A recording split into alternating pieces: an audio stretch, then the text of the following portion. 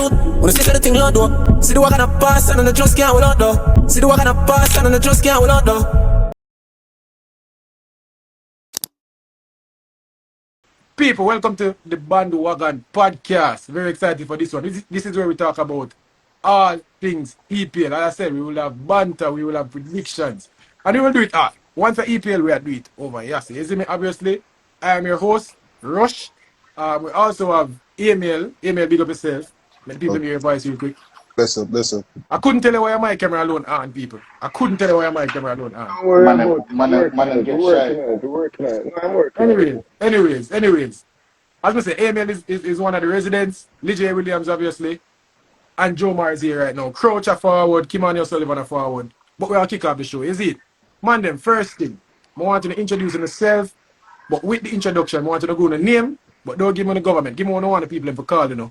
Give me the team that you support and the team that you hate the most in the English Premier League. We can do that?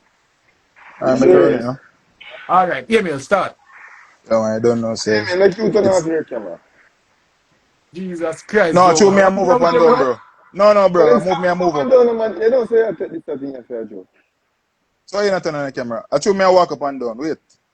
Alright. Answer the question. Come on, man. My apologies. Yeah. So people, my name is James. I don't know. Never miss. My side is Manchester City. And the side that I hate the most is Chelsea. Hate Chelsea with a passion. All right, we're going to get to it. Lijay, you next. Well, more want to call by my government is Ika Corporate. So Lijay Williams. Yeah. Mr. Williams, that is, Mr. Williams. Lijay Williams, analyst extraordinaire. Oh, yeah. Support Arsenal. Yeah. Club I hate the most. I think it's a little bit tight, but United and Spurs for sure. Oh, Which okay. one more? You have to give one more. You have to give one. Yeah, United, because of the fans. All right, Manchester United. Joe Mar, go on now. Arsenal and my least favorite team, most hated team, have to be Man U.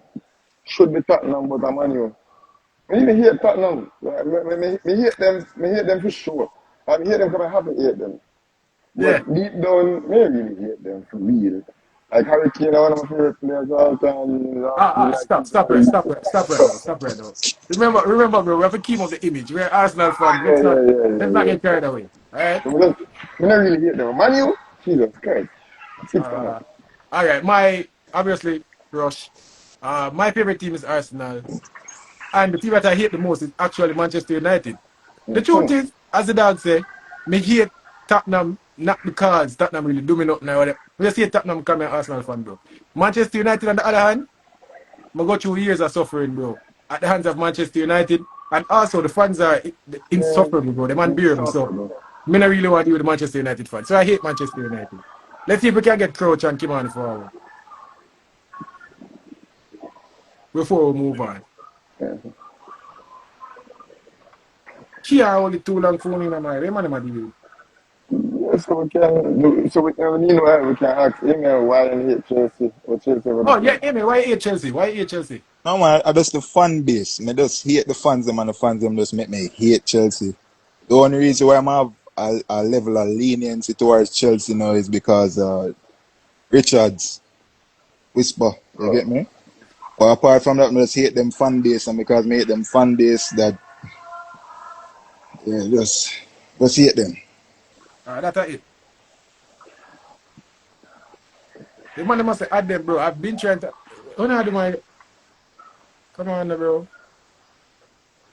I've been trying adding the form. Anyways, I'll move on with the show and tilt it forward. So let's get right into it. So the first thing we're going to discuss in the show, obviously we have a few topics that we're going to go through, right? The first one, and we're going to make everybody get them time for answer, and make everybody talk. Let's not interrupt the next man. Zin, we're going to get with time and we're going to talk. The first topic is the Liverpool hype. Liverpool start the season 5 wins from 5 games. Obviously, it is said that they're off to a rocket start, but do we believe this? Because I think they've looked a bit shaky in a few games. So let's start right there. Lijay, what do you think? Well, they have gone off. You can't argue with the points. Yes, it's looked a bit shaky. I've always had my reservations about Liverpool under Slot. I don't, in all my honesty, think that they were the best team in the Premier League last season in totality. Wow. But they have very decisive players. They're set up very well. Not to take anything away from them, and my feelings from last season carry over. We can see that they're a team trying to control games. They're not the best at it. As I said, they just have extremely decisive players and a lot of motivation. So, not to take anything away, I think they're a fantastic team. But they've had a good start, but I do see chinks in their armor. Yeah, I think I agree with you in terms of Liverpool is just a team that, and I said it on a video that I did on this side of Sports TV. Obviously, the team with the most experience and the deepest team that can stay injury free for as long as possible will oftentimes in the Premier League. But this Liverpool team, bro, they just somehow knows how to get results. And I thought it was a Klopp thing. But this is clearly just a Liverpool thing, bro. It's in their DNA. They know how to eke out results. They know how to not play well and still win the game. You see me? So for me, I am believing the Liverpool hype, bro. At this moment, I wouldn't say I fear Liverpool, but if there's one team that at the moment I don't necessarily look forward to facing, it is Liverpool. You see me? So I agree with you on that thing. Emil, what you say? You believe the Liverpool hype?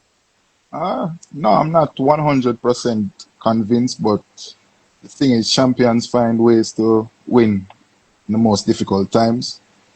Um, I haven't seen anything too impressive from them so far, but they find ways to squeeze out results. So that's one of the most important things. Even when you're not playing well, you find ways to win.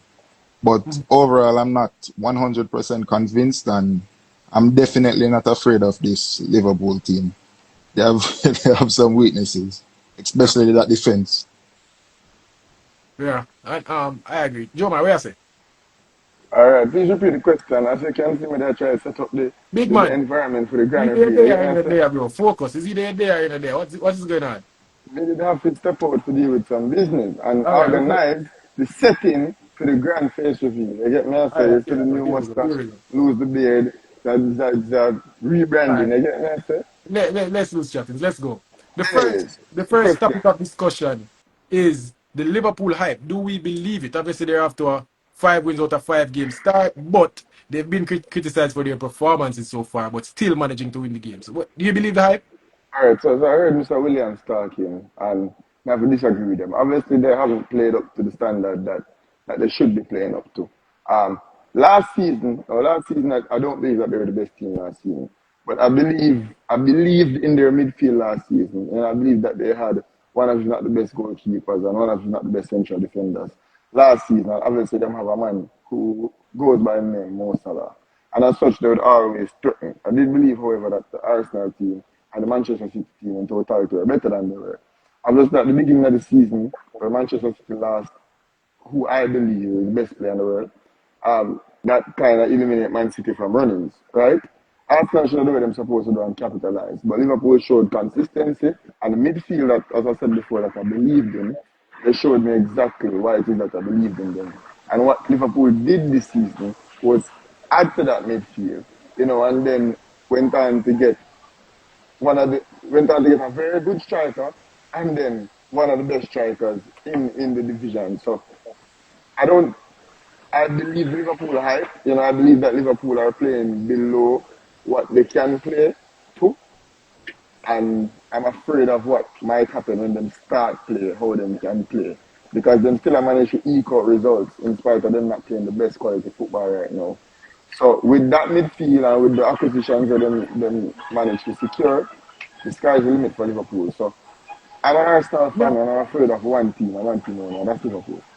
me for cutting. Me hear both you and the Jason something a while ago, and Yeah. I think more challenge that. What do you mean by they weren't the best team in the Premier League? Well, all right. Well, first of all, come on, get on to Joe Martin second. But when you say, oh, well, I'll answer you first, Rich. I don't think they were the best team because I think, barring injuries and that, because as Emil said, Yeah. and he has every right to say things like that because he's watched his team week in, week out do things that are needed to be done to be champions.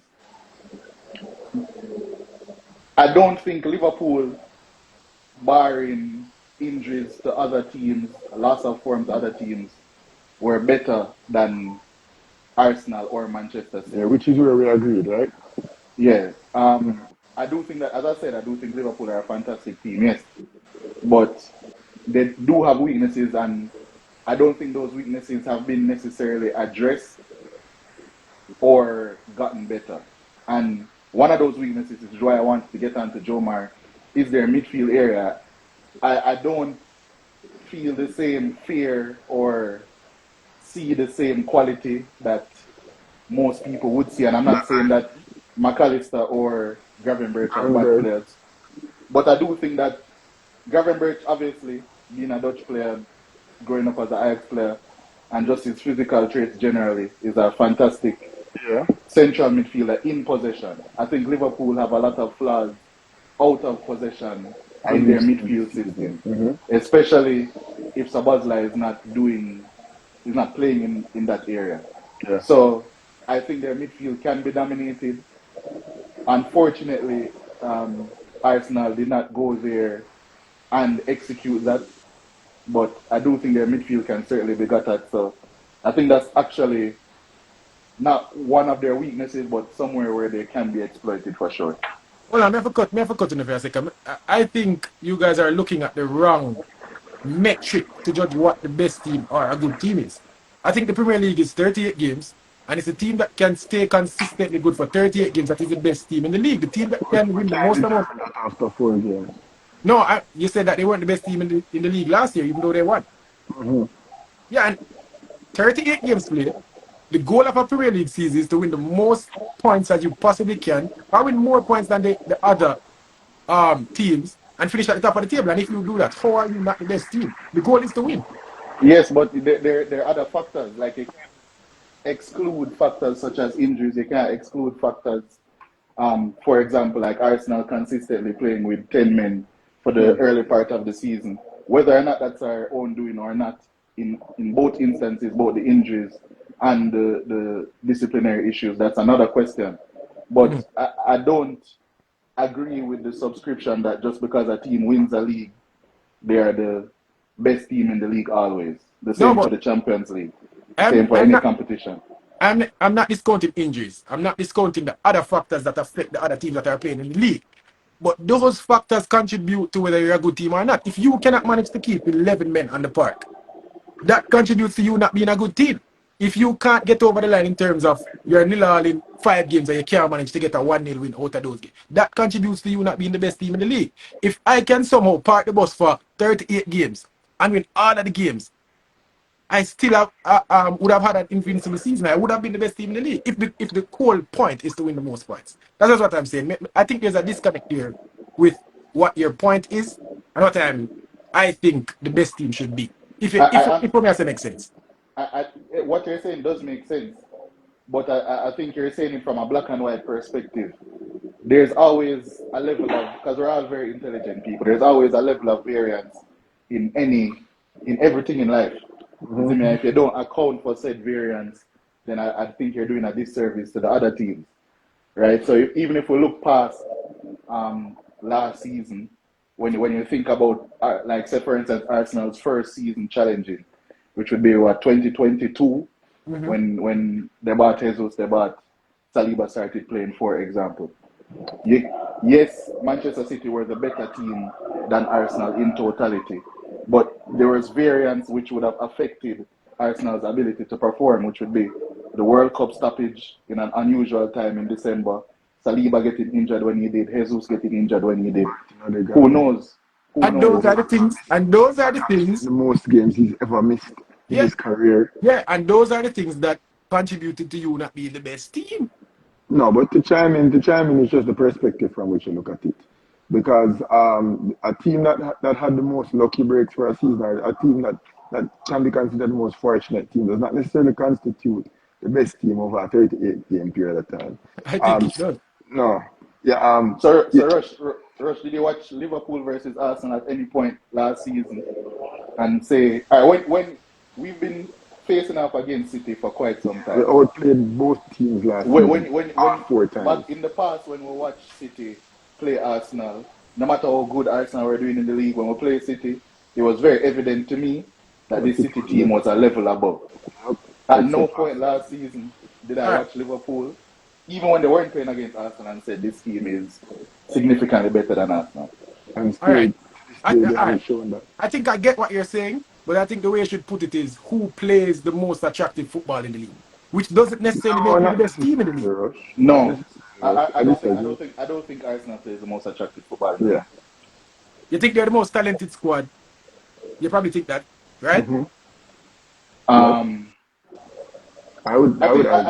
I think this season, I won't say talented. The They have, deepest squad. yeah, they have accumulated enough profiles to be much more multifaceted in different game states Yeah. than other teams. So I won't And say and it's talent because and that's and, and, relative. and No, that is what me. I would go as far as to say it. Him not say talent, but I would go as far as to say I saw his graphic recently with Arsenal being able to field what I think are two teams capable of qualifying for Europe. You know, Yeah. and that in and of itself is special. I've only seen one team do that in all my time watching football. I'm sure Man U have done it when they're really, really young. But the city teams have recent. They get me as over the past half decade to decade. It's the only team that I've seen that can compete or compare with this Arsenal team as it relates to the ability to just can field two very good squads on any given day.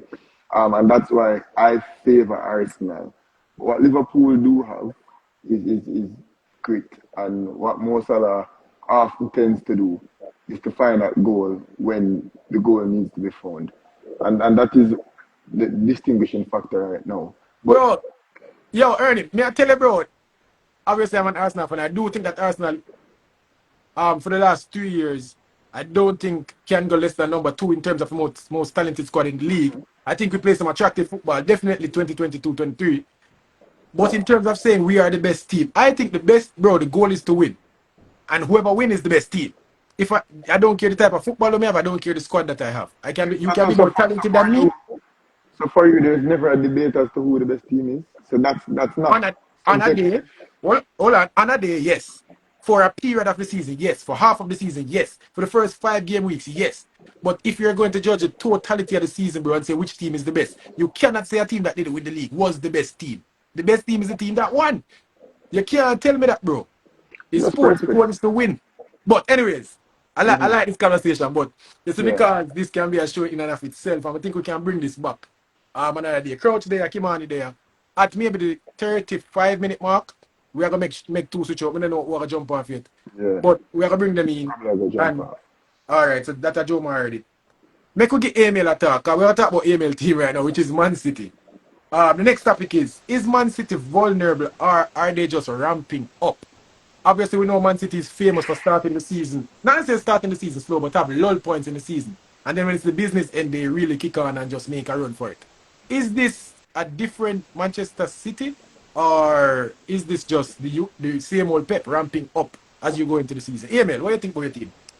I think we're definitely ramping up. We've made a lot of changes, as you can see.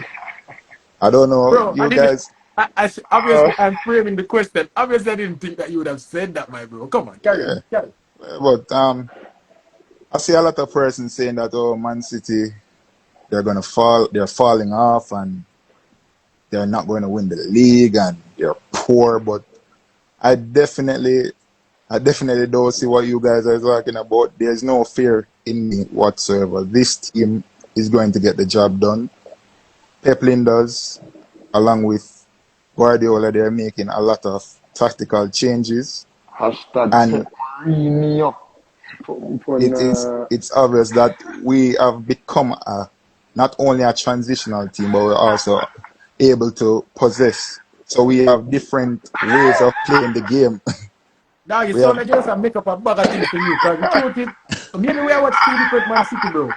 Maybe we are watch yeah, two different Man City. I'm sorry for laugh. I don't mean to be disrespectful because I'm a principal man, but Jaja, yeah, chime in the J. I make him continue to spew and utter this bullshit. bullshit. I don't completely disagree with what he's saying. I think um, as much as City have signed a lot of talent this season, I think the biggest change is getting Pep Lijnders. Reason being, he is significantly different to what Pep wants out of possession. We know that Pep's whole idea out of possession is to keep the ball. As much as that's an oxymoron, that's the truth. Yeah. But they have been susceptible to when they're having to defend transitions for the past couple of seasons. Pep Lijnders was brought in to alleviate that. Analysts always say, experts always say that it takes 2 to 3 months when you're developing a new defensive style and system to fully get implemented. Am I saying that City is going to go on and challenge for the league and be the best team in it? Not necessarily, but I wouldn't be surprised if they are, because one, the level of talent that they have is undisputable. I think they have the best player in the Premier League in Erling Haaland. And I do think that debatable. Yeah. we can talk about that after. Yeah. And I do think that they have a lot of talent. Like Reinders is an upgrade on a Gundogan, for example. I still think Foden has a lot to offer. I do think that Cherky is going to have a lot to offer. I think Doku in his newer role, playing a little bit more centrally, is going to have a significant jump in his play this season, and we've already seen it. I still worry about them defensively. I don't trust their centre-back situation, but they've gotten an upgrade in goal in terms of their ability to defend from that instance. So I do think that, I'm not saying that City are the perfect team, but I'm going to give them some time. Around November, December is when I think we'll start to see what City will have to offer for the remainder of the season. Before I give my 3 cents, don't dodge the question, legit. City, are they vulnerable or are they just ramping up? Talk to me. Which one? Pick one. Anyone. They are vulnerable, but I still would like to see more of their defensive setup if they can handle it physically. Because it is very taxing what Pep Lijnders wants them to do. So I do think they're vulnerable right now, but generally speaking, I can still see them ramping up because of the talent that they have. All right. I think you and Emil depend on some other thing. Because that, bro, I want to ask you, I don't think it makes a lot of sense. Because number one, I think you're holding on to the faith that Pep Guardiola is going to turn up at some point. You're holding on to the fact that he's the master at what he does. That's what you're holding on to, number one. Number two, you speak about the undeniable quality that Manchester City have. Remind me of the quality. Remind me of the players that would make Liverpool or Arsenal team, or make some of the other midfields out there, or make Chelsea midfield. Remind me of those players other than Rodri. You see me? So if we're talking, and I'm talking about Man City starting players, not to mention their bench players. So if we're going to talk about quality, no, bro, I think we're just holding on to an idea that Pep is going to, get results in the Premier League, and Pep is this master coach. But I think this is a different. One is a different Man City, yes. But also, this is a different task at Man City that Pep hasn't necessarily faced since he's joined the club. Obviously, a lot of people say Pep never rebuilt no squad yet. Obviously, starting with Man City, I say was a rebuild job. But after losing that talent, bro, this is going to prove whether Pep is the best coach ever. Obviously, I have him in my top 3, and I think this is going to get him over the line. If Pep can win a Champions League or a Premier League with this squad, because I disagree, bro. I don't think the talent is as high as you guys are making it out to be. If Pep can pull off something with this team, that speaks to the quality of manager that he is. So I disagree. I don't think they're ramping up. I think they are very vulnerable, and they are probably not going to be in the title race this year. To chime in real quick, considering that when I saw run, I believe that the implementation of new systems was necessitated because of Man City's the organization and Pep themselves understanding that teams are out talented now, which has been the case for the past decade. You get me understanding? Realize if we don't make a change, if we don't start being better able to sit more, being better able to play out of position more, we might find ourselves in some serious trouble. So the fact that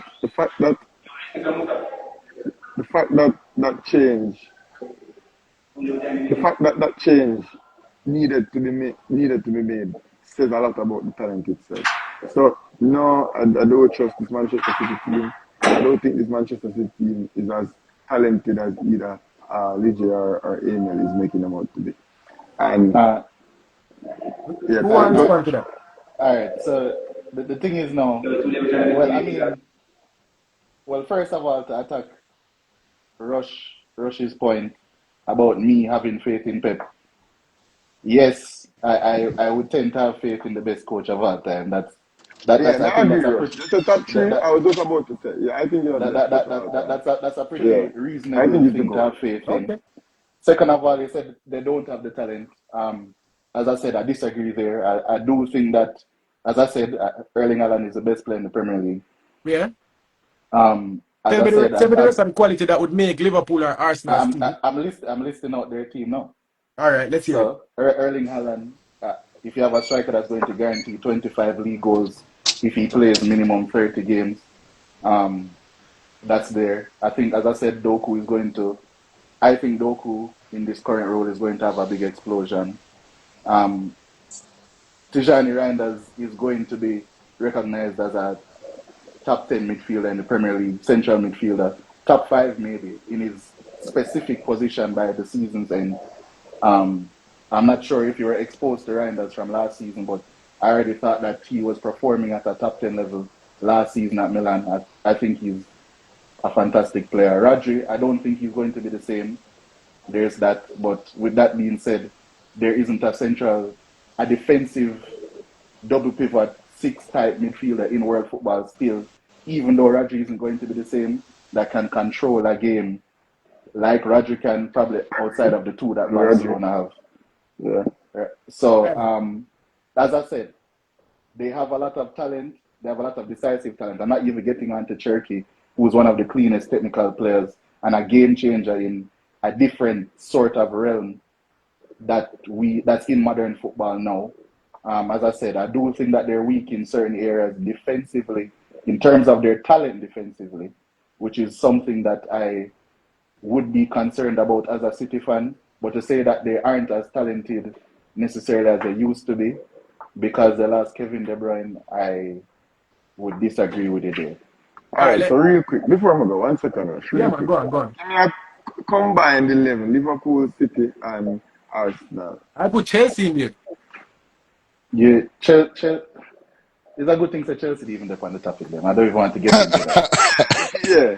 So But since as well talk, that's how me like we might be very simplistic, but I'm not. When you say analyst extraordinaire, so I tend to take simplistic ways to analyze football. And I often resort to the combined 11, when having conversations like this. Obviously, it's not a perfect method, but I think it's very reliable, right? yeah, Give me a combined 11, 3 squads. Liverpool, Manchester City, Arsenal. The 3 teams that I think should be the top 3. Although Tottenham, I say something else too, but that's a different no, conversation. Tottenham now made the top 3. Top 6, not top 3. But combined 11, Donnarumma in goal. Left back, who play left back for Pool? Calafiori still. Centre backs. The defense is going to be the Arsenal defense. I'm sorry for Okay. the. I agree. Yep, Saliba and Gabriel, 2 best defenders in England, unapologetically. Yeah, I, continue. my midfield two will be Rodri and Rice. Okay. Off the left, that's a sticky one. I'll wait. I'll come back there. Saka can play off the right, so don't worry about it. We No, can make 4 length. Saka is the starting right winger. Yeah. I, Salah. let me, before I even get into that, I do think that Salah is one of, if not the most decisive players in world football. Mm-hmm. I will say that, I'll put it out there, but over 90 minutes, I don't think he is a better player than Saka is. He doesn't impact the games in all I agree those with you. ways. I agree with you. But So at the if same time, someone as were to say popcorn to that, numbers though, like, well, I think that Saka was on the verge of hitting those numbers last season before the hamstring, but Oh, for sure. that's a maybe it's also the Arsenal bias in me, yeah. but Saka is playing on the right for me. On the left,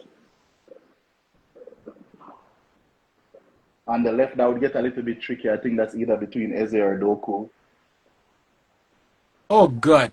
Don't do that. Don't do that, DJ. Don't do that. Don't do that. I don't think on quality or production you can have an argument.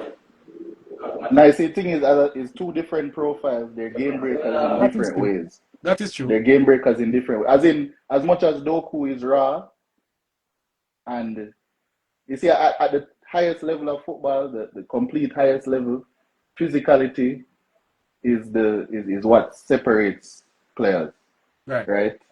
Doku is a freakish athlete, very twitchy. I will put Eze there, but as I said, by the end of the season, I think we'll see. I think we'll see an explosion from Doku, and he's an indefendable player as well. Top link Undefendable. and forward. Top link. This also might be a little bit of player bias in me because I rated him so highly before he came, and I haven't seen it as yet in the Premier League, but it's still going to be Verts for me. And then forward, Haaland. All right, so Joe, Mar, finish your point. You get a combined 11. Yeah, but that's the point I try to make. Him try usher in Doku, which So, him a mention, crazy to me. You mention, get and me I can't make the say? team. But that's the point I try to make. You get me I say? That is the point I try to make. Rodri, it is when him this the best player in the world from City, I think you never say Rodri. The best player on the team, I think him that's Rodri. I don't believe Haaland. Not anymore. Yeah, but that's where I thought you were going to go. Because I said, couldn't be Haaland are the best player in the division. Certainly couldn't be. You know, but I don't think he's the best on his team. At least, like we see how good him can recover from this injury. And modern technology is great. But the point that I'm trying to make is that's the argument to me and Rush there trying propose regarding talent, regarding ability. It's just that Premier League 11 or a combined 11 with the top three teams in the division couldn't short a five City player. Yeah. How many Liverpool players would have in? I don't think that cruel because I think Alisson Becker is better than Duran. So I would have go with Alisson in my opinion, but we see who win the award today. But that could be attributed to the recency bias. If I could pick between the two, I'd pick Alisson. You get me? I say, obviously Haaland owns that position every time. You know, and then Declan Rice and so, I believe Arsenal is more talented than Liverpool as it stands now. So the argument is not between Arsenal and Liverpool or Liverpool or Arsenal. It's just that City, in terms of talent, I don't think is compared to those two teams. And if we think you have a City versus Liverpool, combined 11, it will be more the same, in my opinion. But we'll do that the next time. All right. Man, them obviously we're at the midway point that we're going to do a substitution. Obviously, it happens in football, but it also happens on the Bandwagon podcast. Yomar and Emil have a switch out for Crouch and Kimani. The dog them say them ready, so I'm going to add them right quick. Man, them, thank you guys for coming.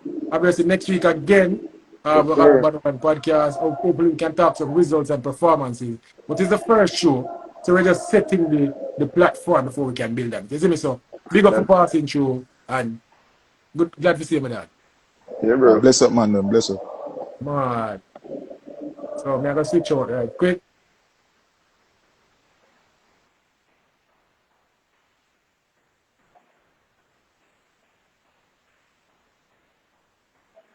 Man, them say them there, so let me see if them there. Come in, Crouch. Come in, Ernie. What I do? All right, that's a one. The Crouch there. Anyways, until Coach forward. Ernie, the way you introduce yourself on the Bandwagon podcast, mute your mic, bro. Mute your mic. Mute your mic. Yeah, I don't know what is going on over there. But anyways, the way you introduce yourself on the Bandwagon podcast is for Crouch and for Kimani. Name what you want the people to call you on the Bandwagon podcast. Tell me the team that you support and the Yes. team in the Premier League that you hate the most. Go on.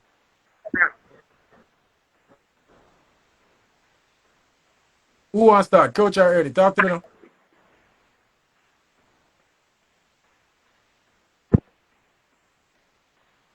Yeah, you hear me, guys? Sorry about that. Yeah, man, may I hear you? Yeah, That, Kimani, Ernie, either is fine, to be honest. But yeah, as you said, I support Newcastle United. And honestly, Rush, sorry for the shaky intro, but I just kind of have a lot of things to address just really quickly. Some of those takes were egregious. Let me just say that. First and foremost, let me just allow Crouch to introduce himself quickly before we get into it. But yeah, Ernie, Kimani, either is fine. Crouch, like him wife are shaking about. You can go and talk to him forward. All right. So first and foremost, right, the take about the best team in the league last season. Clearly, Liverpool were the best team in the in the league last season. One, you can just point to, and Lige, you'll appreciate this. You can point to the spine of the team, right? Liverpool had the best spine last season, and the spine of the team is usually one main player in defense, an excellent keeper, right? The best attacker in the league, right? And also the best D mid or midfielder in the league as a six. Because Gravenberch was pound for pound the best six in the league, right? So you look at the spine of Salah, Gravenberch, Van Dijk, Alisson. And then you fill in the holes like Konate, Trent, so on and so forth. Zine? So by that metric, and not only that metric alone, you can actually look at the statistics as well.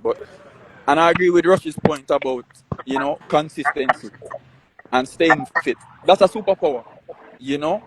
It should be a credit that you have managed to stay fit throughout the season.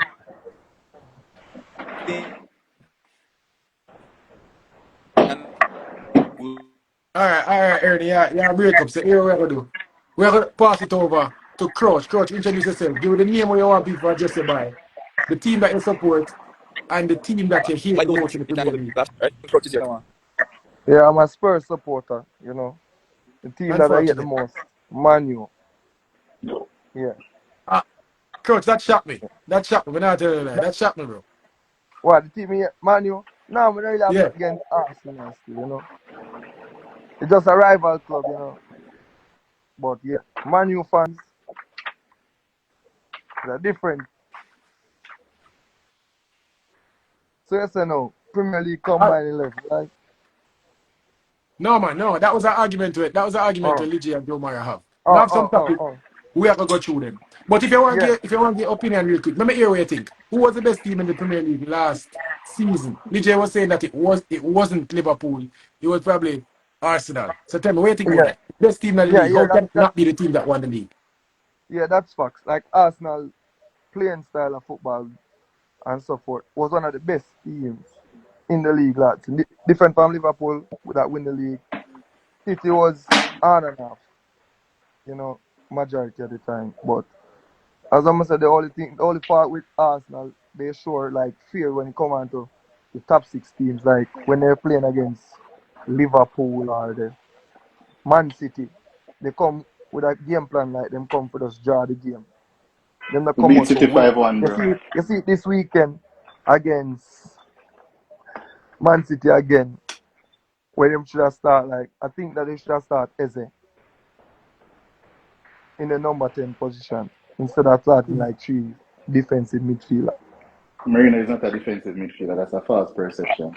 All right, Nah, all right. Here we go now. That's a perfect transition because the next topic we have up for discussion is um the Arsenal are they mentally stuck? And I think that is the point that coach is trying to make in that Arsenal have a mental roadblock going where they think they are the Giants or we think we're the Giants, but whenever we come up against actual Giants, we fall. So let's talk about that for a second. Lige, you that try to rebut the coach. Talk to me. Yeah, you see, first of all, I'd like to address um, every time Arsenal start Marino, there's this random perception became big and Spanish, same as a demon. Since Marino leave Newcastle where he was wrongly profiled, probably close to a decade ago, he has never ever played as a defensive midfielder. As I'll go as far to say that he's almost a second striker. His national team coach a couple of weeks ago called him the one of the best attackers in the world. I don't agree with that, but you see my train of thought. Yeah. Do I think that he should have started? I think because people have that perception, they're going to think he shouldn't have. But additionally speaking, we didn't expect City to play the way they played. Usually, historically, when we play against City, they are a team that, just like us, they're trying to dominate the ball. They're trying to push their team forward. They're trying to be the protagonists of the game. So in that sense, especially without Odegaard, we would need someone who is capable of leading our press, winning our duels high up the pitch when we try to press high. That wasn't the case. And when have you ever seen Arteta make halftime subs that drastically to change our style? It was because he recognized pretty early on in the game that City were going to sit back, so we needed something else at top link, and that's why Eze came on. But Lige, I don't think you can discount the fact that whenever when I say we, obviously I'm talking about Arsenal. Whenever Arsenal plays against some serious opposition, it almost seems like we're scared in a way. And the same thing happened against Liverpool the other day, where obviously we were away, so obviously it's going to be a different performance. You can't go as expressive as you want to, but it almost seems like Arteta has a preconceived notion where he thinks that he's going to lose the game, so he tries to protect a draw instead of going for the win all the time. What do you think I, about that? I disagree. Yes, you can say that we're much more defensive away from home, but that's been the hallmark of every non-Pep Guardiola team in Premier League history. Go watch back at 07-08, Fergie when him go down a Stamford Bridge and play Giggs and Rooney up top. That's the hallmark of every team. I'm not saying that I want Arsenal to be more expressive, of course, because that's what I grew up seeing. But at the same time, I also grew up seeing us go to the Etihad and collect 6. I also grew up seeing us go to Anfield, collect 5. I saw us go to Old Trafford and collect 8. So, with that being said, no one was praising our pretty football at that time. They were saying we're weak, we're defensively fragile, and we need to grow a backbone. So the fact that we grow a backbone and we're the best defensive team in Europe, and because we're not playing the same pretty football, because you have to say it how it is in a rush. When Arsenal are bad, that's when media, because media pushing the narrative, that's when media and fans are most pleased. Right. Chelsea could be bad for however long, City could be bad for however long. No one really No, cares. it's Arsenal and Man U, the two teams Yeah, that cannot be bad. exactly. So that's the narrative people want to push. If we go there and play the expressive football and get back up, no one is going to say Arsenal were brave today and they should come again next time. They're going to laugh at us and say that we're naive and we need to do a little bit better. Well, So obviously it's Arsenal fan against Arsenal fan here. But you can't tell me that at the weekend. Obviously, you're saying that he predicted that Pep would have come to the party and Pep would have tried to win the game away. But what about what you want to do? What about going? You're at home, you're at the Emirates. How about you start your brand new signing that everybody went and got the number 10 on their back for Eza? How about you do that? How about you actually play like you want to win the game? How about you actually play like you are at home? Instead of this rigid midfield. How about an expressive midfield? You are at home against a Man City team that is the weakest Man City team that you've ever faced. And you said it earlier in the show. We gave them 5-1 last year. You can't tell me that you were pleased with that midfield, bro. It was too. I'm not even going to say Eze. What about Wanieri? I don't think when he has ever been introduced into the team, he's looked like it's beyond him or it's above his level. So why not start something like that instead of a super rigid midfield with I'd say a 6 and 2 8s. all All right, right, so Rush. Sorry, not to Get him on interject, your right? talk. Rush, Get him Because on I your don't talk. want this to man. become Jamaican Arsenal fan TV, right? Let me just Bro, add a bit of perspective to we the had two discussion. topics. Re Arsenal, right? So, as you guys know, as students of football, teams are an extension of the coach, right? True. When Arteta just joined Arsenal, he was viewed as the young prodigy that left Pep, came over back to his roots, filled with energy, filled with it's a new horizon at Arsenal, a new era, right? He ushered in that new era, right? And you can remember, as Arsenal took shape under Arteta, the football was exciting, it was expansive, he was energetic, as you mentioned, Rush, the 2022-23 season, of course. But what I feel has happened over time is, the Premier League taking a toll on Arteta. And the meteoric rise that Arsenal had, you basically became a prisoner of that. to the point where persons expected you to deliver right then and there, since you're putting up these massive point tallies. What that did for Arteta, because I think everything stems from Arteta, right?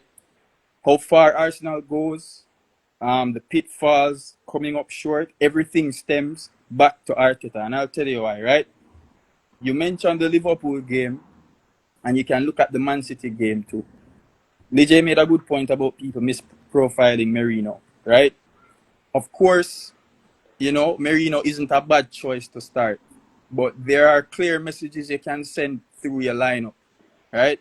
And I think benching Eze was a clear 100%. indication. That, hey, okay, Merino adds a bit more steel. Yes, he's not like an out-and-out defensive midfielder, but he does add a bit more steel in the middle. You can't, in my opinion, know that a Manchester City is coming to press you. It's coming to try and possess the ball, and you know what Man City is. You beat Man City 5-1 last season, I believe. Right. Right. So you can beat these guys. It can't be a case where you have one of the best signings of the window, Eberichi Eze, on the bench, and you're not starting him for the second game running. Right? So Rush, I'll make this analogy. I spoke to DJ about this in the past, but you're a basketball man, so you'll appreciate this.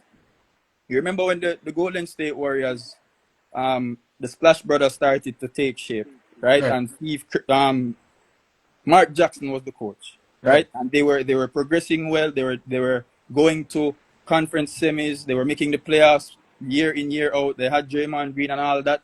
But something happened, and they fired Mark Jackson. An outrage, complete outrage. How you firing Mark Jackson and he's taking the team this far and they're progressing and everything? Who did they hire? They hired Steve Kerr, unproven, right? Unproven commodity. But that's when the motion offense took shape, right? So it's not a knock on Mark Jackson per se, but Steve Kerr took what was there and upped it a notch. The parallel I'm drawing is Arteta has taken you guys this far, Zine, and I think he's just not that guy, right? Because there comes a time when the media and the narrative, the persons that are subjected to the narratives from his press conferences and so on, I feel like we've gotten to that point where you talk a big talk and you can point all the fingers you want, but when it comes down to it, 3 times coming up short in second place, it comes to the point where you start wondering, maybe you just don't have it. Maybe you're not the one to take them over the hump. All right. I hear what you're saying. Some of the points you're making are a bit unfair. I understand what you're saying. I think going into last season, I actually said to Jomar, if we lose the league by anything more than 5 points, I'm officially going to be Arteta out. I'm not Arteta out at the moment because of the context that comes with the season. 2 seasons ago, it was 3 seasons ago, it was inexperience. It was 6 games to go, crumbling, losing to Aston Villa, drawing against Brighton, having bad results where we can't afford to have bad results. Last season, it was a matter of injuries. Season before that, it was a matter of injuries. Last season, we had Bukayo Saka and Martin Odegaard, probably 2 of our best players, missing big chunks of the season. So it doesn't go without context, bro, to say that, you have the team for 6 years and you only win 1 FA Cup. Yes, but it is within a context. Arteta took us from a team that was a laughing stock of the Premier League, bro, and brought us to challenging, going to the semi-finals of the Champions League. You don't just get rid of that because you are trying to chase a Carabao Cup. But no, agreed, Rush, right? And again, that's the main reason I brought up Mark Jackson, right? Because even though Mark Jackson lost his job at the Warriors, he was still revered as Mark Jackson. He's a brilliant coach. This is crazy. How can the Warriors fire Mark Jackson, right? And I'm saying Arteta has built up enough cachet to when if he leaves, if you guys choose to sack him or whatever happens, he can still hold his head high as the person that sparked Arsenal's potential, No, bro, that will not be the story. If Arsenal and Arteta part ways, right? It will not be. He took Arsenal from, as I said, the laughing stock to challengers. It will be the failed Arsenal manager. Yeah, but that narrative is coming from persons outside of the Arsenal fraternity, and you're always going to have that, Rush. I'm talking about from your perspective and Lijay's perspective. Of course, let's say, and I mentioned this name to Lijay, and him kind of did laugh at me still, but let's say, hypothetically speaking, you sack Arteta this season, mid-season, because whatever reason, and you hire Cesc Fabregas, a man who knows the club, a man who is doing well at Como, unproven though, right? But Como has been growing from strength to strength over there under Fabregas' tutelage. Zine, if Fabregas comes in and you see some instant success, right? I think, and you guys would have to tell me, would you view Arteta's reign differently if Cesc Fabregas came in and won instantly? Wouldn't you guys have some amount of, wow, He this would be he would be the almost coach that just cannot get it done. for That's you so. guys, for you and Bro, Legit? obviously I love Arteta, bro. Arteta is a Exactly. top Exactly. manager, So the top coach. outside noise, the narrative But writers are going to write something else about Arteta. You know? and how would Because I defend? remember, you know, How would I it's a defend it? results based. How would I defend him against that? I wouldn't have much to say if they say that he's the almost coach, the coach that almost got it done, finished second So, three seasons Right. in a row, and then Sex come in and win it in first season. Me hold Yeah. can't argue on, hold against on. being the almost coach. Hold on. You guys have said a lot. Yeah, Let me me try hear and ya. break it down. Firstly, speaking about the Man City game in particular, um, you can't want everything all at once, right? Rush, are we the best defensive team in Europe? Definitely, bro. Come on. Okay. We've conceded the least amount So, of goals in the Premier League so far. 5 games, but still. Brilliant. okay, Arsenal are the best defensive team in Europe. Um, Kimani was right when he said things are the extension of a manager. Usually, when people say Spanish managers, I think because of Pep, they automatically assume that they're very fluent and free flowing. There's a lot of studies about this, how the cultural impact of a manager decides what type of manager he is. So usually, when they go from country to country, managers are very similar in terms of how they react to things and how they game plan. So typically speaking, Brazilian managers are very similar, Italian managers are very similar, and we'll get on to Spanish managers. Spanish managers are pragmatists. They react to what the opponent does more than what they want to put out themselves. So in the past, when we've heard Pep do interviews and him say, I'm so scared of this Southampton player because he's going to do this and that. And people say, bro, why are you worrying about Southampton? I can guarantee you he's not lying. Arteta is a pragmatic coach for better or worse, right? But that's what we have. And I do think that Arteta is a top 5, top 3 coach in world football. And I don't think that will change anytime soon. In regards to Merino playing instead of Eze, as I said earlier, I'm an analyst, so we can break it down from a tactical point of view. Eze is a naturally left-sided player. If you were to play him on the right-hand side, the zones that he would impact would then impact the dynamics of Arsenal's right-hand side when we would be trying to play on that side. If Manchester City were going to play the way we would have expected them to play. So yes, I understand, say, yeah, Eze a top link, this, that, and the third. I don't think you can ever tell me the position that he would play in that right-hand half space. I don't think you've ever seen Eze play in that zone successfully. Even the subs. And then what happened when he came on and was predominantly playing in that right half space? For He the, was brilliant. brilliant is a little bit of a stretch. Okay, I that think is an exaggeration. he did come on and play well, yes, but as I said, it's because City were playing very low. It's because City were playing very low, so he had time, not necessarily inside of the block, but outside of City's block. All right, Lijay, here's my thing though, right? And you're on Wait, the record. you know I have very bad memory. Hold on, man. Okay, go ahead, Right? sir. So from a tactical point of view, that's why Arsenal did what they did, right?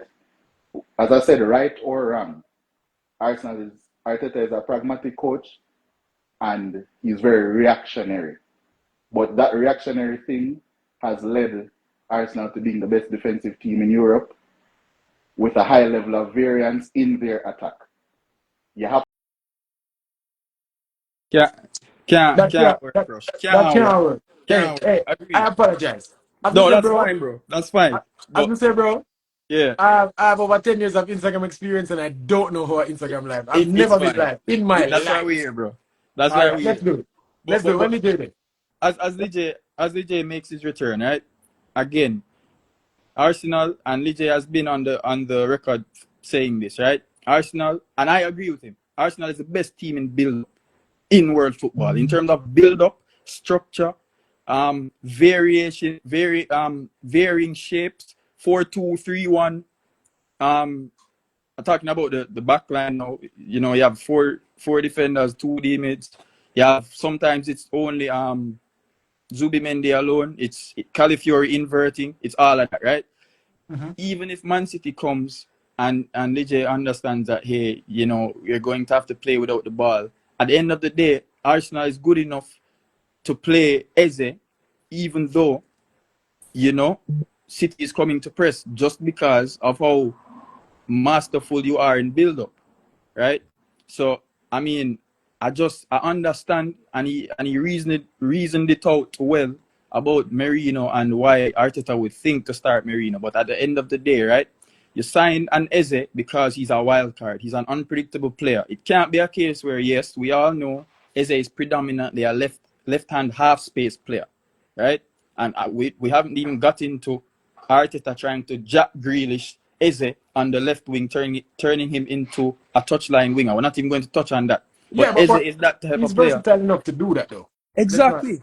Fine in a rush, right? But at the same time, you can't have a player like Eze and be worried about him performing in the right hand half space, in that right hand sided 8/10 position, right? That tells me that you have bought a one-dimensional player that you don't think raises your level, Bro, right? you can't. First of all, I hear what you're saying, but Yeah, you can't call Eze one dimensional. That's the first thing. But that's my second of all, point. So Lijay's analysis about tactically, Eze not being at his best in the right hand half space or in that right-sided 10 position, I can't accept it because Eze is a talent that, as you know, Rush can play in virtually all phases of the game. bro, Build up, mix he me. can drop deep and link it. He can eh, play in the left hand half space, out wide, right hand half space. He's that type of player. He's a maverick. Bro, mix with all of that, bro. Me hear what DJ said. Don't get me wrong. Me hear him I said in terms of the tactical inclusion of Marina. I get it.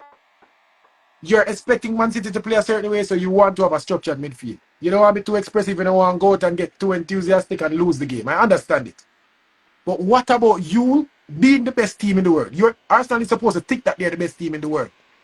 What about what you want to do? What about imposing your thoughts and tactics on you? Not Why? preparing for what Pep is going to do. Rush. If Arsenal are going to be the best team in the world, it's going to be not mainly because of one reason, but the hallmark of that, of us being the best, Arsenal being the best Defense, team in the right? world, is because of our defense.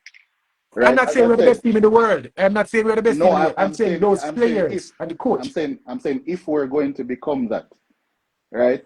If we're Mhm. going to become that, it's because a large reason, I would say more than 50% of that reason, is because of how structured and solid we are defensively. As I said earlier, right That's true or for wrong, any team, bro. That's true no, for any team. no, it Lijay, isn't. you drink all of the Arteta Kool-Aid since him reached, No, no, man. I said, as I said, right or wrong, there are different ways to play football. I did not say I necessarily agree with it Mhm. because there's one area as well. It's not a Eze discussion. One year he That's could what I have said played, earlier.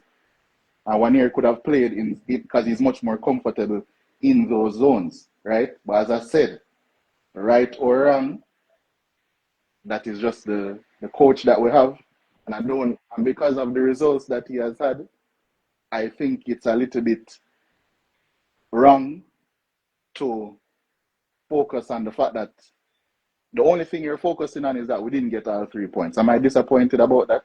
Of course I am.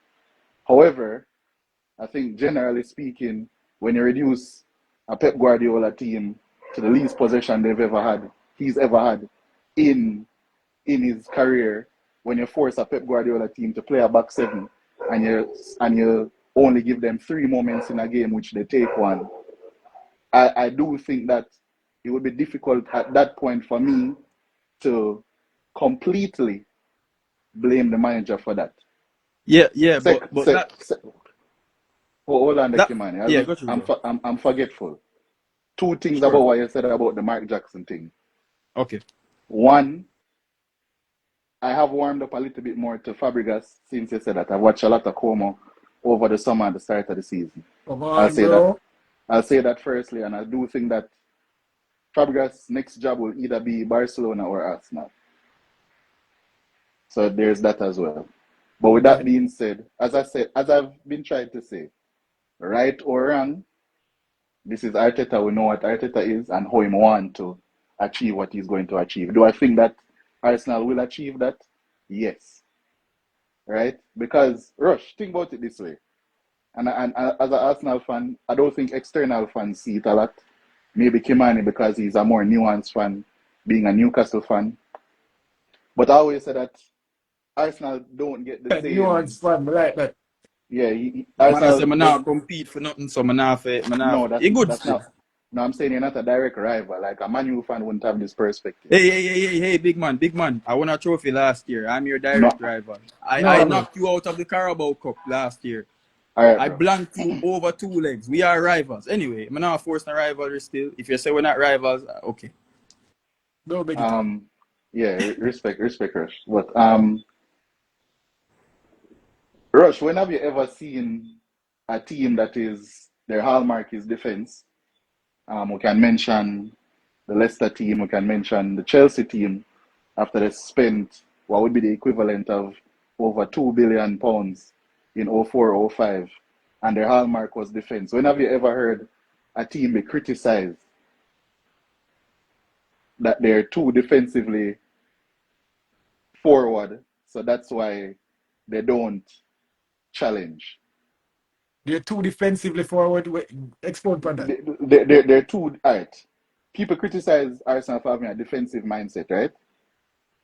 Not necessarily. It's having the problem is having a defensive mindset when you come up against so-called giants. That's the problem. Because when And we you know played what? Nottingham Forest, it wasn't a defensive mindset. And the thing is, hilariously, I just disagree that apart from away from home, in some instances, especially at Anfield and at Etihad in the past, I think generally speaking, Arsenal don't have a defensive mindset against these big teams. Apart also City, the 1-0 that we beat them not last season, the season before that. We're very defensive in that game. But at home, for the past 3 seasons, we score minimum 2 goals against Liverpool. Minimum. Including 3. Right? At home, we beat City 5-1 last season. When Chelsea come at the Emirates, you know that go. That I get boxed down. Right? When Newcastle come, you know that go. That I get boxed down. Apart from the Carabao Cup, big up to you, Kimani, for that win. Okay, sir. Generally speaking, when teams come to the Emirates, regardless of who they are, regardless of how we're playing, when Tottenham come, that I get boxed down. And I'm not talking about we're scraping 1-0 wins because they're a so-called big team. When these big teams come to the Emirates, they get boxed down. Right? I'm not talking about we score enough goals. I'm not talking about 60% possession, 1 heap of shots, boxed down. Right? Away from home, historically speaking, it's the right thing to do to Yeah. not lose to your direct rivals, meaning the other teams in the top 3. Historically speaking, as I mentioned, United, when they're in the middle of a Champions League winning campaign, winning 3 on the bounce, Pep Guardiola has warped people's minds, bro. Because when it Bro, was go watch back Arsenal performance 01-02 when we win the title in a Man U. Go watch over that game there. DJ, listen, yeah, get caught up with beating big teams and how you're beating big teams, but then you have to deliver in the moments when you need to, and that is still a question for Arteta, right? It's one thing to when you buck Man U early on in the season or Liverpool early on in the season, whenever, and you box them down, as you say, right? But when it comes down to those nitty-gritty games that you need to win, right? And again, I know you talk about Arsenal's attack um, in a certain way, but I was on here speaking to Rush before you joined back. And you remember how you would always say that Arsenal is the best build-up team in the world? I wholeheartedly agree with that, right? Part of Yeah, being an advantage of being the best team in build-up in the world, right, is that you can get into your attacking shape at will, right? yeah. If that's the case, that is where you need your best players on the park. You need your best attacking players on the park. See? So I believe, regardless of if Merino didn't start against Manchester City, City could send out the most gnarly press. Pep Linda's chasing down because his pressing is chasing. You're the tactics nerd, so you Yeah. know what Pep Linda's offers, right? Regardless, Mm-hmm. Arsenal is going to get into your half. Chances are you're going to be part in your half against Arsenal. I felt it in those two Carabao games, Zin, and every year since Arteta has been there, Zin. So Arsenal is going to get into the opposition's half. What I have heard you, not you, Lijay, but your peers talk about is how predictable the attack is once you get into that set, once the defense gets set and you That's what I start was playing just in that talking about. U shape, going around, going to the wings, swapping wings, and there's nothing penetrative. I thought getting Eze was the beginning of you penetrating teams. You see me? Mm-hmm. As you said, as you rightly said, you had Pep in a back seven, Manchester City in a back seven. That in and of itself says that Arsenal will or is capable of getting into the opponent's half. Then what? What All happens right, in the now. in All the in right. the attacking third? I'm glad you brought that up now. You see, all of this big team talk is tiptoeing around the real issue. And if you know me, you know this is a real issue I have with Arteta's pragmatism. When we come up against a real low block, City low block, that was a numbers low block, right? They had numbers there, but that did always get breakdown one way or another. You see me? When we come up against low blocks, you know, the teams fighting relegation, typically, you know, my phrase, that I get boxed up, right? The real issue with Arteta and the real reason why we haven't won over the last 2 seasons is what Kimani, when we come up against the Villa them, come up against the Fulham them, the West Ham them. That is the real issue. You see me? Right. And I that's why I agree with you to some facet, right? And that's where we need more variance in our attack. That's why we went. 100%. That's why Calafiori is our starting left back. That's why we signed Eze, right? Yeah. So I don't agree with you guys saying Marino 100% shouldn't have started, but at the same time I understand where you guys are coming from. But the real issue is facing the teams that have caused us problems in the past, and those aren't the big teams, in my opinion. Yeah. And I'm going to move on to the last topic. Remember, we did Please, say one. please, because this is becoming Arsenal fan Yeah. TV times two. Yeah. So I Yeah. can't take it. Arsenal is just a great topic to talk about, bro. Come on. Really, it's Um, really not. But Lidge, I do agree with you with that last part though, bro. I think I'm caught between one, a fear of you expressing yourself and expo not and taking over the game, dominating the game, going to do what you want to do versus just running out of ideas. I think Arsenal is in between one of those 2 points, bro. And I don't think it's necessarily Arteta being scared. I think it's up after the I'm last afraid, I'm two afraid, games. man. Bro, we fatigue, get found out. No, we get found out where fatigue. they know that if they put anybody close enough to Odegaard, Arsenal just can't go through the middle. They understand that, hey, if we double up on Bukayo Saka, then we can Hey, sacrifice hey. Martinelli. No, I'm telling you, bro, we get found out. That you mean? I think you Yeah, say if you so double up a Bukayo Saka, I'm not going effective. no, I'm still not Uh, effective. I'm just saying Oh, it brother. makes it hard for Arsenal to play. And so Arteta adjust as much. He's not as flexible and as dynamic as I want to. we will see it. We'll see more variance in our attack as the season goes along, with more Eze coming Yeah, in one would midfield. you better hope. We've already seen it. Yeah, we have. But let's stop the Arsenal talk. We Please. love it, but let's stop it. Let's move on to the men cross the road, and it's the last topic on the agenda.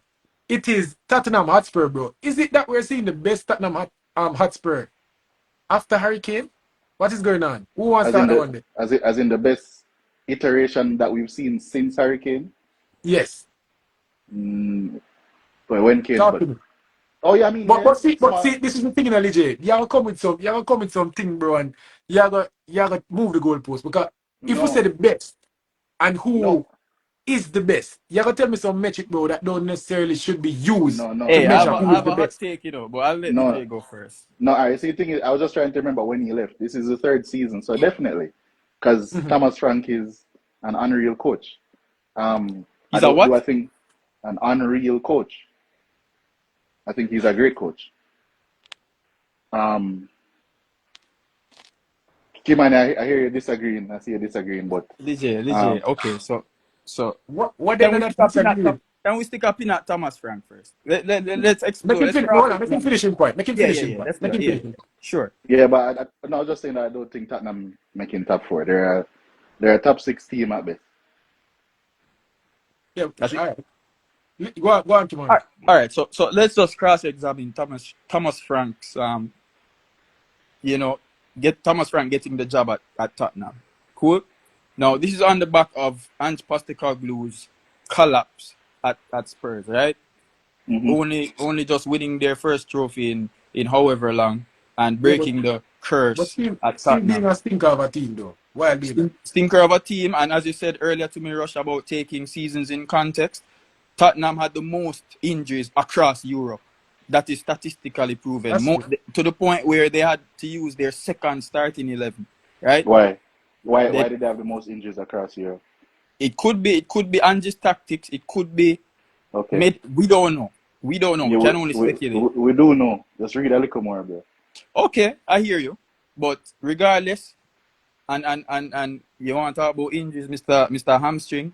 Why Saka can't play? Why Saka can't stay fit? Anyway, I'm not gonna turn this into something like that. But all I'm saying about Thomas Frank, right? I understand why persons are high on this guy, right? Because he's been performing very well with limited resources on with Brentford, right? And of course, rightly so, my manager has built up a reputation upon getting more out of little, right? Anyhow.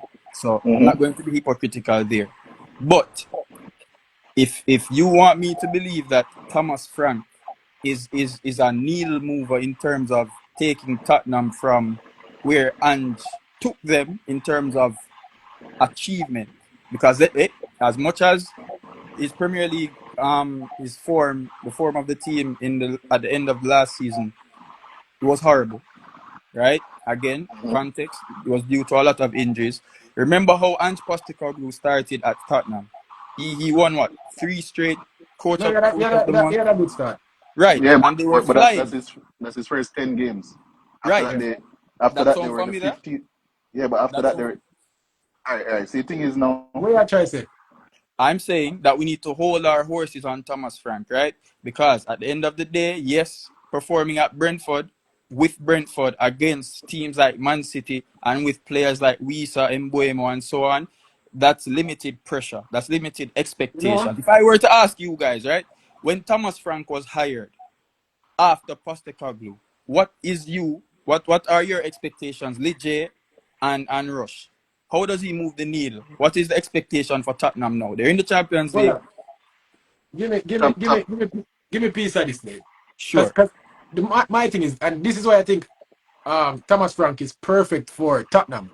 All Starting the right. season, I was of the opinion that it's an upgrade, it's a step. Obviously, the the mark of what success is for Tottenham is different from what it is for Brentford, and so Mm-hmm. that jump is always a bit difficult. Ask Right. Graham Potter. It's not as easy as you would expect it to be.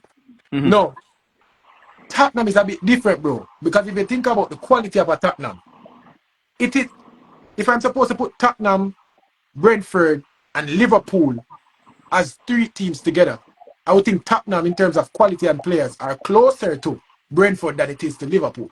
So if you, bro, maybe a hot take, but that's what I think. I don't think these players are great players. I think they come with expectation.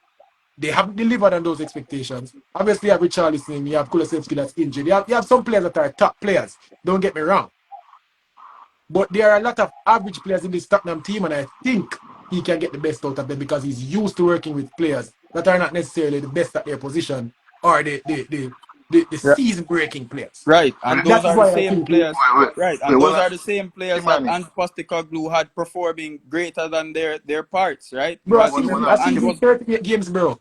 The season's 38 Kimani, games. right, agreed. But Kimani, remember, Ange was there 2 seasons, and last season was just him making up his mind that hey, listen, by hook or by crook, our Premier League form will suffer. We're going to stay up regardless. I'm putting all my eggs in the Europa League basket You because can that put it man away there. is a serial winner, You right? can put it away there, or you can but just put it as recklessness. Of no, course, it can be reckless. You have I, coaches that are a bit gung ho in their approach, and I think Ange is one such person. But he's a proven winner. Tottenham has been in this purgatory-like state where persons be like, okay, the Spurs they're going to be in and around the top four. They won't challenge for anything, but they'll be respectable. And I feel like the Thomas Frank hiring signing Thomas Frank is them doubling down on that purgatory state. Because let's be real, Thomas Frank hasn't shown me anything that implies that he's going to win. Ange Postecoglou won at Brisbane Roar, won at Australia, won with Yokohama, won with Celtic, and implements a style that is attractive and front-footed, right? And remember, regardless of what persons want to say about Ange put himself out on Front Street. I don't what did he say? I don't usually win things in my second season. I always win. I remember when he said that. Context is important. This is in the midst of injuries. This is in the midst of uncertainty with James Madison, Romero, Van de Ven, all these players being out. And he put himself out on Front Street and said, I'm going to deliver this trophy, right? That warranted a second season from Daniel Levy, right? In comes Thomas Frank. What is the expectation for Thomas Frank and that expectation? What is it predicated upon? Is it predicated upon him and what he did at Brentford? Because I can tell you, if that's what it is, Tottenham is Kim, going right back to that Pochettino like Kim, state. All Kimani, right. Yeah. Kimani, hold on. Um, first of all, first of all, I, you know me, I completely disagree with the notion that winning a trophy alleviates poor coaching. We just saw that recently with Ten Hag. We've seen it in the past. I've seen Wigan win an FA Cup and get relegated. That doesn't alleviate a season's worth of poor coaching. Yeah, but And context start and matters. yeah, I'm getting to the context. Okay. 10 and started his first 10 Premier League games, 9 wins and a draw. Since then, he has accumulated the 15th most points in the Premier League. It's not just a collapse last season. As I said earlier as well, a lot of the injuries are attributed not only to his tactical setup, but his training regimens and how they didn't agree with usual regimens for a top club. All the places that he's won previously before Tottenham were the best teams in their division prior. With that being said, Not Australia, but okay. they won the Asian Cup, bro. Um, Yeah, that's a title. You know uh, about titles, right? I'm kidding. But that's a dig. yeah, It's okay. That's What is wrong with this? What is wrong with this guy, bro? yeah. But good. I think when I said that Thomas Frank is a great coach, I think he Mm-hmm. immediately thought that I was putting him into the upper echelon of coaches in the Premier League. I think that's where the disconnect was immediately. So the Premier League is littered with great coaches. It's the best coaching league in the Premier League. I don't think he's better than Glasner. I don't necessarily think he's a better coach than Eddie Howe, Iraola, for example. The teams that would be in and around them. With that being said, I think because of the state that Ange left them in, because I don't think he realized how drastic it could have been if they lost. They, Yeah, they, it would have been really bad, for sure, right? for sure. So, do I think that Thomas Frank is going to make them challenge immediately? No, but I don't think it's them being stuck in purgatory, because I think when you think about coaching, like when I say coaching, I mean all facets, all 5 phases of a football game. He's a very good coach, and he's going to elevate the level of players, right? So I think, given with time, you will see that, because not only what he's done with Brentford, the tactical variance he has shown with them, but his previous jobs in Denmark as well. So I understand your, well, not being able to say that, oh, because he did this with Brentford. And I also understand that you brought up a hypocrisy because Eddie Howe is a coach that before he went to Newcastle was notoriously seen as a small club coach. But I think Thomas Frank is of that similar ilk, where at the very least, even if he doesn't go on to be success or have success, he can be Tottenham's Mark Jackson. At the That very was exactly what I was going to make in my next point. at the smallest, like that's the bare minimum. Bro, but Lige, that's what I said in the point I was making earlier. The mark of success is different for Thomas Frank right now. I think Thomas Frank can do his best. I think, first of all, let me just say what success would be if I That's was why I ask you the Thomas Frank. expectations. Yeah, go ahead. What success for Top me would be, yes, Europe. Thomas Frank, obviously being Europe, top 6. Yeah, they've been doing that. Yeah. Cool. Give the team structure. That's the first thing. The team needs to be a team with structure, be much, much harder to beat. On and off the pitch. On and off the pitch as well. And Not only. team. Tottenham just, yes. So they need to be a club with structure, bro. We need to know what is going on. We need to know how we want to play. We need to know the core values of our club. Something like what Arteta did do with Arsenal when him just come. Realize that it is in turmoil, strip it all the way down, and build it back up. I think if he can do that, that would be success for them. And obviously, on the football side of things, make them much harder to beat, bro. Concede way less goals. Obviously, his teams obviously are always teams that concede very little set pieces. Tottenham concede whole heap of set pieces last season. Bring that down. Score some more set pieces. These are the small wins that the Tottenham fans should be looking for. Not necessarily winning the Champions League or winning the Premier League. You are years off that, bro. And as I said, I do think that Tottenham right now in terms of quality and depth of squad, I don't think they're close to either one. But if I was supposed to give one to 51%, I think they're closer to Brentford than to Liverpool, bro. Yeah, but Rush, you basically just described the purgatory I was referring to. It's, oh, you're far off winning the title. Oh, but you're not far off qualifying for Europe every year and having structure. And let's be real about this. If you squint your eye, hold on, Jay. If you Tottenham squint your weren't in eye purgatory. and watch Tottenham now, you see shades of Pochettino with less possession and more physicality and set pieces, right? So it's Remember 5 what Poch games. did. It's 5 games. No. I'm just saying, right? Because let's be real. Thomas Frank, and I heard what Lee said about Thomas. Thomas Frank isn't a needle mover in terms of the grand scheme of things and what Tottenham is aiming to do. Remember, We in a don't know rush. that yet. We don't know that yet. Yeah, make a but prediction right now, really. no, but fear. But think about Tottenham winning the Europa League, right? If you are the owners of Tottenham and you're a Tottenham fan, and I wish Crouch was here, it can't just be we're going back to, okay, we're just going to be a steady Big Six club. We're going to be a steady beat City here and there, beat Arsenal here and there. It has to be taking taking a winner's mindset, right? And that's what Ange brought. Yes, I understand that it was disastrous last season, but that winner's mindset came through because Ange did adjust to his situations, right? And I understand that, Thomas Frank has been tinkering with back threes and back fours and different shapes with Mbeumo and Wisa at Brentford and all that. And Pep has praised Thomas Frank. Pep praised everybody. Let's be real. Pep don't praise everybody. Tell me one of them get wrong. Rush. Tell me one of them get wrong. Tell me one of them get wrong. No. Again, Lee J said the Premier League, as he said, I agree with him. The Premier League is the best coaching ground or ecosystem in the world, right? But that being said, Tottenham isn't just, in my humble opinion, isn't just here to go back to being, okay, we're going to be a good structured team. We're going to be, okay, challenge. Are we challenging? Can Thomas Frank make us challenge? No, you don't sign Javi Simons. You don't sign Kolo Muani. You don't sign Kudus. You don't sign, who else did they sign? You don't sign these caliber players if you're trying to if you're not trying to compete. Right? You don't sign those players if you're not trying to You're the compete. players we just called a while ago. Obviously, Javi Simons, top player. Kolo Muani, Rush. João No. Paulinho. Cool. These are Paulinho, what, bro? Come on now.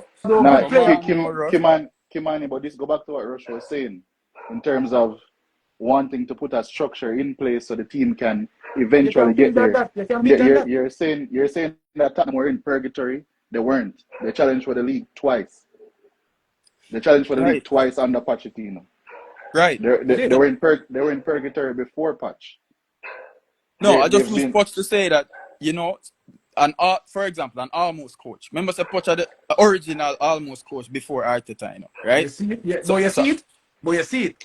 yeah, And Pochettino is probably the best coach that ever, not ever, but the best coach in recent for times. past two You Spurs, Tottenham yeah, see, but you agreed, see one time? You agreed. see one But time? but but then you look at Poch and you look at Thomas Frank, and you see a drop off. You don't see a drop off. What we doing Bro, give here? him some time, bro. After the yeah, season, just we give talk it again. some time. Yeah, Of course, we're going to give it time. But my I prediction, think of I course, think it's unfair. It's no, very no. unfair. Very unfair. Hey, listen, I had my doubts about Eddie Howe. Initially, I wanted Unai Emery over Eddie Howe. I'm not going to go around that, Gene. But Eddie Howe has won me over, and of course, Thomas Frank can defy the odds or prove me wrong, right? I'm open to that. But at the same time, I'm just taking it from context and information that I've seen through his Brentford teams and also the reality at Spurs. It's just ideal that he took over from Ange in a season where people look at for Tottenham as a disastrous season, when in the context of Tottenham Hotspur, that was a successful season, given what they went through last year. If you take the year in its entirety and look at the nuances of what happened with Ange Postecoglou. And again, Lige, I hear what you're saying about his training regimen. I don't know how true that is, right? But all I'm saying is to to That's to to important. to perform and to actually win a major European title with that team against Manchester United, I who has been I, I, winning trophies that they shouldn't have won in the past, right? I don't like what you I said have to with give that team. Ange more credit, As in, and if I you think want to give Sacking Ange, was very wrong. But if if you want, first of all, we're going to see how good of a coach Ange is in short order. We will. We Second, will. second of all, when it comes on to Tottenham and the Europa League, as I say, context matters. What about the context that this was the first season since 1993-94 where Champions League teams weren't allowed in the Europa League? About this being the poorest, and Tottenham from the start of the season behind Man United being the bookies' favourites to win the Europa League. It wasn't an underdog story, bro. it was an underdog story. You know why? And you'd appreciate this, and Rush. It's Tottenham. It's Tottenham. They don't win, gents. They don't win, right?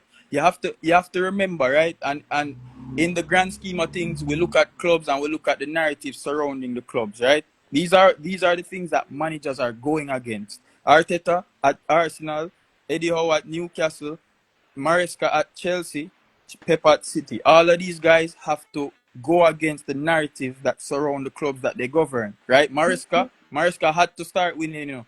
It's not if, he had to start winning. It Because if depends. he didn't, It depends on how you rank the competitions that you're playing in. So within a Europa League, how much stock does that give you? Obviously, not enough for to Tottenham, to keep your job. So for Tottenham, yeah, for but Tottenham. bro? It doesn't matter, bro. You ask the fans of that club. Where do you rank the Europa League? Maybe Where's they Crouch when you need him? no. You Where's ask Crouch Premier then? League, Yeah. FA Cup, Champions League. Maybe there's a Carabao Cup, and then Europa League, or Europa League then Carabao Cup. I mean, Rush, I promise you, I if you ask disagree with that. Tottenham fans right now, Yeah, Mhm. it's a big deal. It's a very big it's deal, a right? huge deal. Yeah, Clearly not a big enough deal. For it's a, Levy, that is. Yeah. no, yes, rightfully so, because right or wrong as well, Daniel Levy is one of the best executives, chairman, Easily. whatever in world football. Mm-hmm. Easily, yeah. Kimani, Runs a good I ship. think we're skating over something, bro. Mm. As I said, I don't think that just winning a trophy is enough to compensate for really bad. Kimani, they came 17th. Horrible. I don't think that dawns on you as much, and you're going to let one game, the final, decide whether or not a coach is successful. They came Here- 17th, bro. Here's why, Lige, right? That one game That that guaranteed you that a huge payday. Wait, hold on. And this has no become no a huge player you in the can't football say now. no. Stop. I'm gonna stop you right there. Tottenham. The reason why I said Daniel Levy is one of the best in at his Tottenham job in the sort of world. money. Tottenham are in one of the Revenue. best financial Cool. positions in world football, Mm-hmm. if not Brilliant the best stadium, all of actually. that. Yeah. So Right. But it's not a matter of money. no, but you have to remember though, Lige. Remember what UCL revenue does for any club. That's why all clubs want to consistently be in the Champions League. That's why the Super League was trying to be formed. That revenue that you get from Champions League and TV and all of that, they want to keep that to themselves. So All you right. being on the outside of that is a huge problem. That is why Tottenham winning the Europa League as well was so important, because now Tottenham are back in the Champions League. Thomas Frank has a clean slate. He can go in our UCL, go beat. Who did they beat recently? I don't even Villarreal. They can beat Villarreal. Villarreal, right? And you can do these things and spend. You can spend huge money, right? And not worry about the books, not worry about PSR, because the UCL revenue, coupled with what you said about them being well run, coupled with the fact that they have the best stadium in the probably in England, coupled with the fact that, you know, their brand is huge in America and so on. That's why the Champions League and the Europa League win was even bigger than persons make it seem, because No, bro. yes, they finished 17th, but if they didn't win it, no UCL. You can't use that for Ki- justify, bro. Because ki- think about it. You win the trophy already. No, Tottenham have the trophy. No, you have to think Right. about. You know, you have to think about. If we keep this coach, where are we going to finish next year? Cool.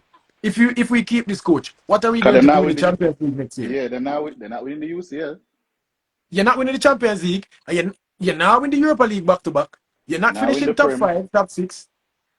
So You may finish bottom half of the table again. all right. So I should have Keeping that. started this by saying that I think Ange Postecoglou is one of the better coaches in world football. I should have started with that. That is Yeah. I should have. absolutely What you say again? Say that insanity. again. I think he's probably in top 10 coaches in world football. Ange That is Postecoglou. I'm going out. that is No, the really, and I'm talking about DJ. I love talking about how coaches impose their style, their philosophy, Nah, make you just. and ethos. That's a Ange is a bad take. serial winner. Hold on, Ange is a hold on, serial Kimani. winner, right? I Proven. don't think we're gonna get a worse take from you. All right, yeah, But, Kimani, So that's hold really on. This are we poor. recorded. nah, take that, but Yeah, Nottingham that's bad. Forest. That's Watch a out for bad Nottingham take. Forest. Watch out for Nottingham Forest. Right? Kimani, We're you're going already to tell seeing me. the Ange football coming out, you know, and they've just Yeah, been unlucky to concede some sloppy goals because their defense is not as good as it needs to be. it's not unlucky. We've been seeing Tottenham concede those same goals, bro. No, Kimani, how you take must tell every me say a season and coach. every team on its merit. Give him some time, as you guys love to say. Give him some time. Kimani, how can you tell me that a coach had finished 17th, Mm-hmm. 17th in the Premier League with a top 8 squad? So what next? Is Amarim also a top 15 coach in the world? No. That is But that Lige, is you have to no that is no understand. the Wait, metric. so is Amarim less of a winner than Anges? Hey, remember the reason why you're praising Thomas Frank? Operating with less, Is winning with is well, doing well with less. Zine, so remember, no, and hold on. You're saying that Ange is a proven winner. yeah, he is.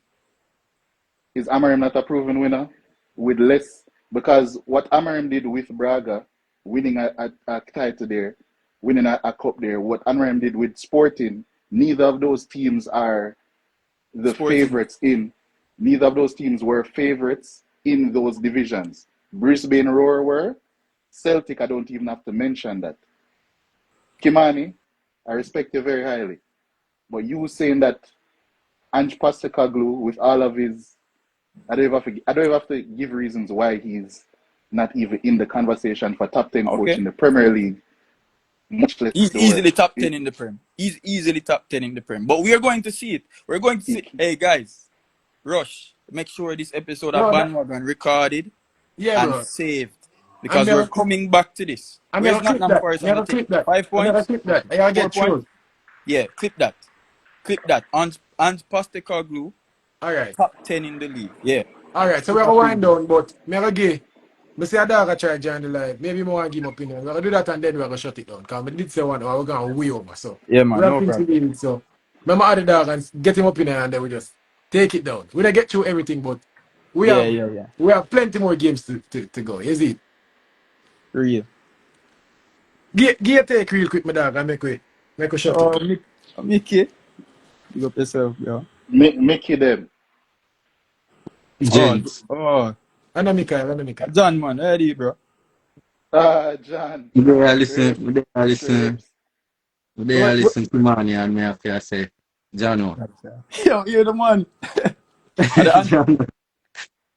Bro, bro, Angie's not a top 10 coach, bro. Just leave it there. I'd love to hear First the of top all, 10 still. I'd love to hear the right? top 10. But go through. First of all, first of When all. you have to give me your top 10 first, and then we dispute it. And you make That the too take, you know. easy. That too easy. Should I? Or John, you have something you want?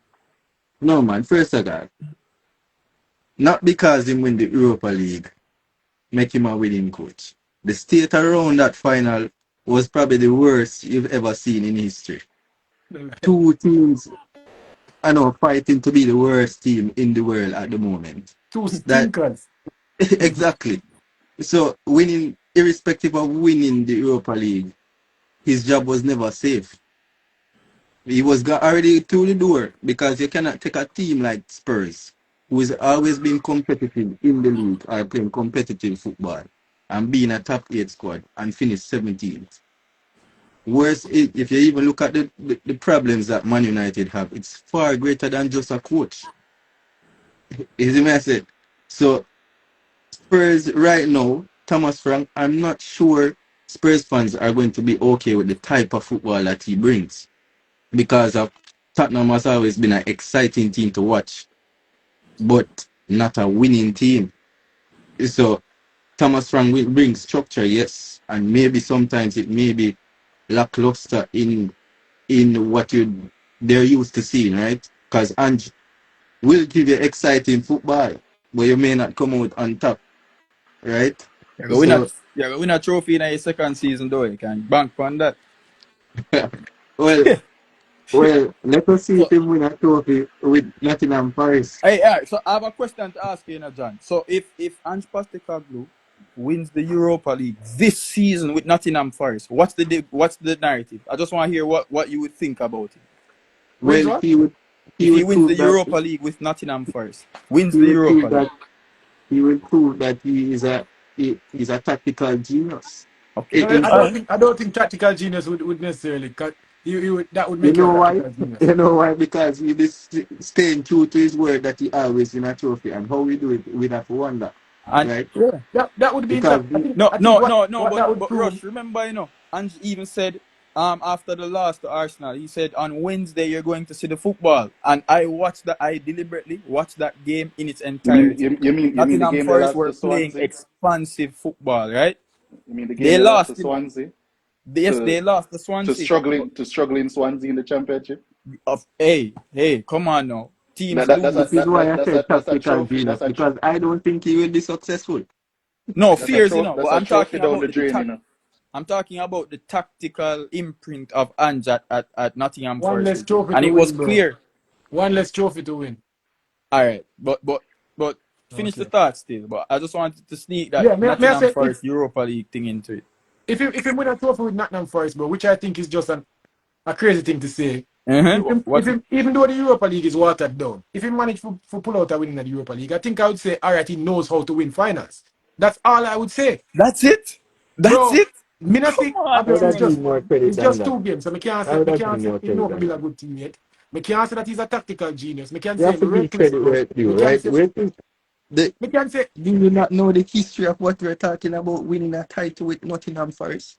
Like, Nottingham. you'd have to give more credit than that, And, you know. and and remember, John, we gotta bring that up because remember, Spurs have won titles in the past.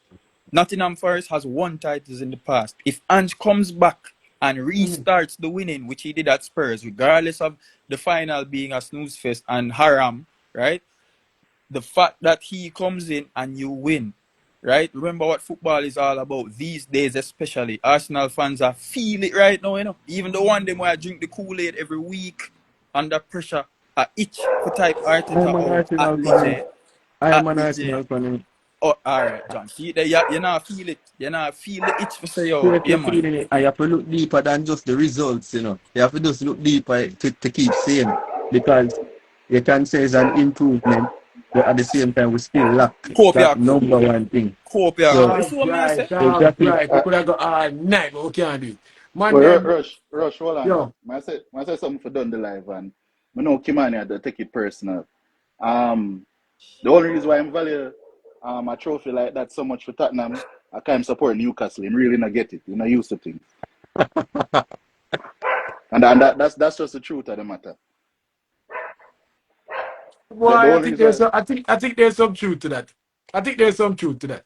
Hey, I hey, think he's still reeling from Bro, that don't come Isak size up. Don't come size up. saga, you know? Oliver. Don't come size up. Don't come size. I know Who? you Who? have Who? come with Who? I think you have he's come with still Arsenal reeling night now. from the So don't Isak come size saga. up, bro. Wait, Don't the come size what? up. John, who that? The Who that? Isak saga, you know? Who names so? Who names so Anyways, again? anyway.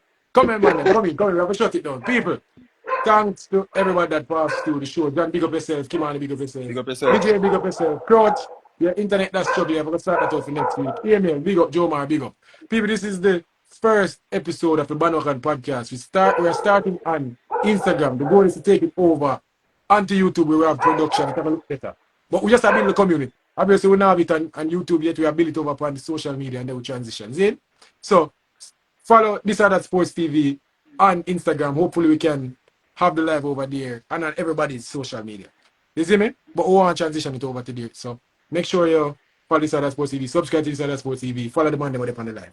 Big up Hey, yourself. hey, man, not even get to talk about Walter Boyd star. Ajo, next time. We have All right. more to do. We have more to do. Yeah, Man, Big big man. up. up on yourself. I gone. Yeah, bless. Good.